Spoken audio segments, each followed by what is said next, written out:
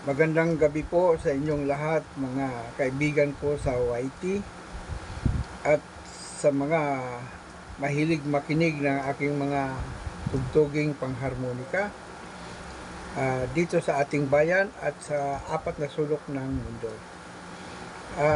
Ang ating tutugtugin ngayon ay ang awiting Christmas song. Dahil sa September na ngayon, ay kailangan na nating umawit ng Christmas song.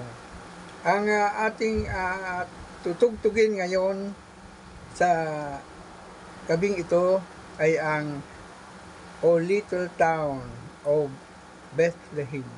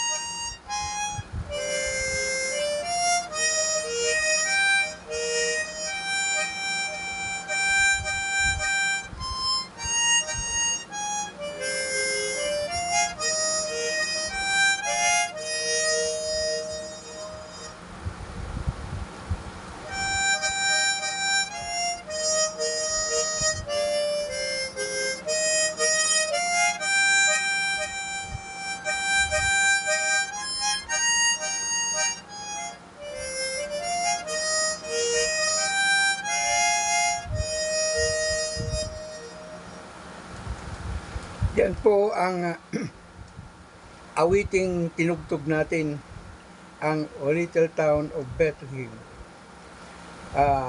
Ang awiting iyan na pamasko ay inihandog ko sa mga OFWs ng ating bayang Pilipinas na nasa apat na sulok ng ating mundo.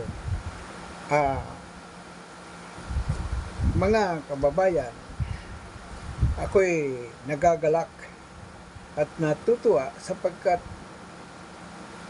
upang maalis ang ating mga bighati sa buhay ay ating ginagawa ang maglibang sa pamamagitan ng YouTube